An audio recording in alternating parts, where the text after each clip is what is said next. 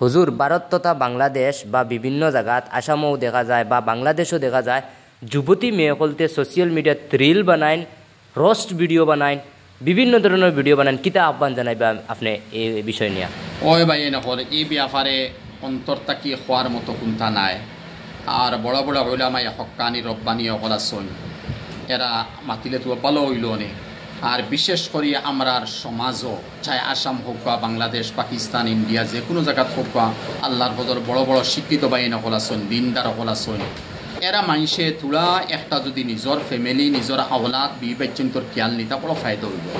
বড় আফসুস লাগে আমরা এহুদ না সারা নাই, আমরা গয়ের নাই, আমরা মুসলমান, আমরা উম্মতে মুহাম্মদী সাল্লাল্লাহু আলাইহি সাল্লাম। আর হাইল কিয়ামতর দিন এরা মা বোনিন্তর হাসর যে হইতো আছিল ফাতিমাতুজ জাহরা লগে হাসর খান কিলো হতো।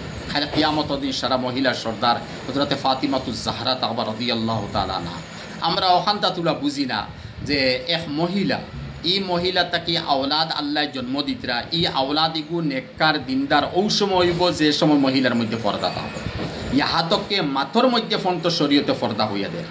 আর বিভিন্ন ফতোয়ার কিতাবলে কই যারা মহিলা বাজারি গনি গেছেন, মার্কেট হড্ডা গুড়িতরা, নানান বেটাইন্তলে গফ হড্ডা আড্ডা দিতরা, মতো মহিলা অকলোর সামনে পর্দানিশি কোনো আওরত যদি থাকে, যে আওরত সবসময় পর্দার উপরে থাকে, দিনদার মুত্তকি পরহেজগার, মতো পর্দানিশি এক আওরত মতো মহিলার সামনে ফন্ত পারনি যাইছে না। বুঝা গেল প্রায় বেটার হুকুমও যায় গিয়া।